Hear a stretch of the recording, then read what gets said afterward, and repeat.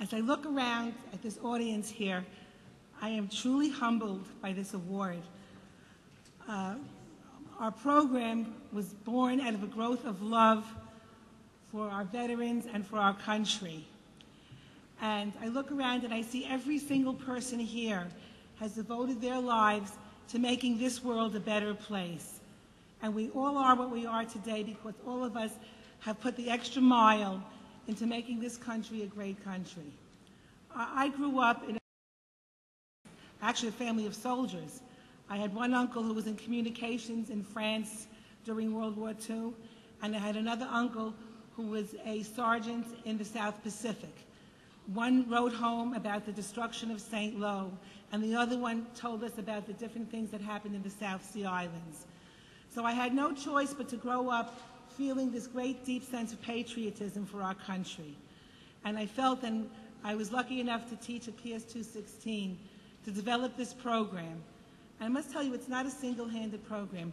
There are 150 girls, my principal, my assistant principal, our music teacher, our art teacher, our band teacher, all of us work together. And the community itself comes.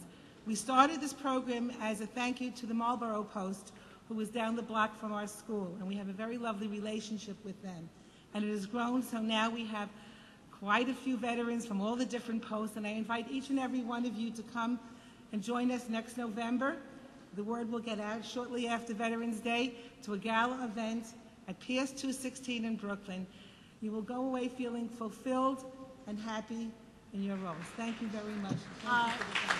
First of all, it's truly an honor to be here tonight. But most importantly, I'm in the school 7 years. One of the things that I learned, that you have to set an example for children if you want them to see what you should be doing.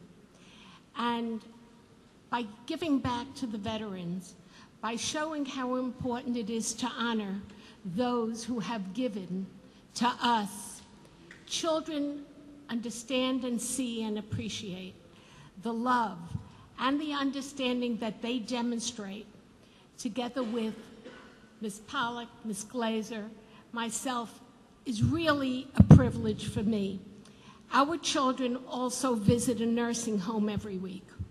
And the goal of this is for children to understand if you respect one another, if you're kind to one another, good things come from that.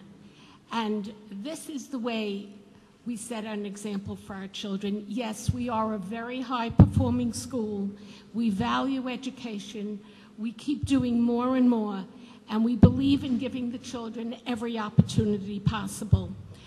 There are too many wonderful things to tell you about our school, and that's because we put in a lot of heart and passion in everything we do. And this just follows suit. I thank you all for coming. I thank you for this honor.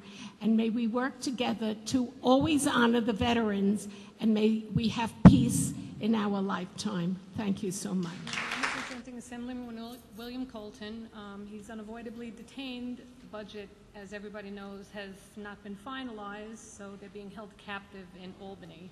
He does regret that he could not be here tonight, but wanted to send somebody to congratulate our veterans for everything they've done to give us our freedom and the liberties that we have and that we hope to never lose.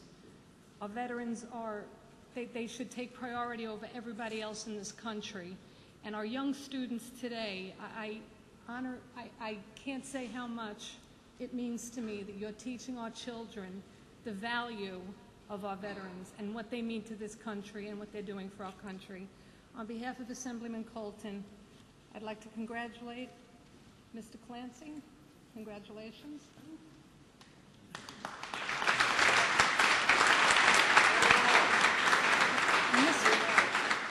Ms. Ranocchia is also in my husband's DAV chapter, chapter 154, so it's personal, and congratulations. As a New York State Senator and now as a City Council member, Vincent Gentile has been a persistent advocate for children and working families, the labor movement, senior citizens, law enforcement, and veterans. In the City Council, he has brought millions of dollars of resources into his district for new capital programs for schools, parks, and libraries. He is chair of a new library subcommittee and has led the way in baselining library funding and adding 6-day library service in every library branch throughout the city.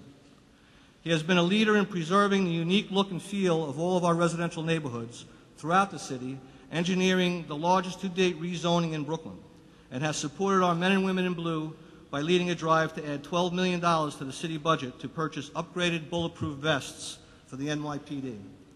He has fought against poverty tax rate increases and for the delivery of homeowners' rebate checks.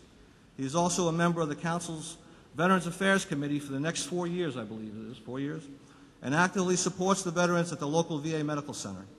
When the boots are on the ground on Memorial Day, he has graciously allowed us to use his office as a command center, as our foxhole. So I introduce and I present to you the 2010 Patriotism Award recipient, Councilman Vincent Gentile.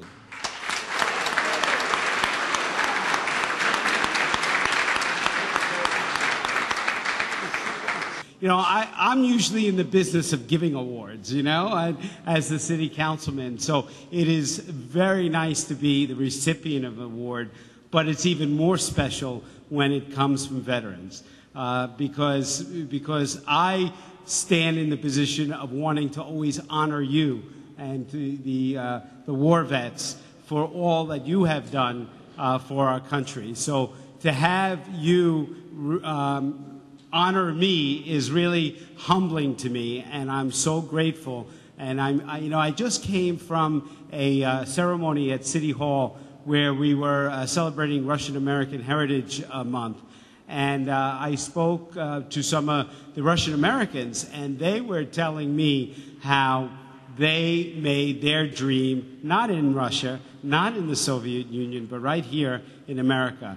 And it was you, the veterans, who made that possible. You made that possible for them. You made it possible for us. You made it possible for every American to fulfill the American dream. And that's different for everybody, but we know the American dream when we see it. And so my role as a city councilman, just as my role as a state senator before that, is to really be an advocate for veterans, and that's what I plan to do. I had a little bit more authority and power in the state senate, but we're going to do everything we can on the city level and the city council to really do things for veterans. We have 4 bills that we're going to be introducing in the next couple of weeks for veterans, and you'll be hearing more about them. But each one will either help veterans individually, will help veterans resources, or to help veterans in their veterans organizations, so that you're not taxed and permitted to death by the city of New York. That's something we should get the city of New York off the back of our veterans and our veterans.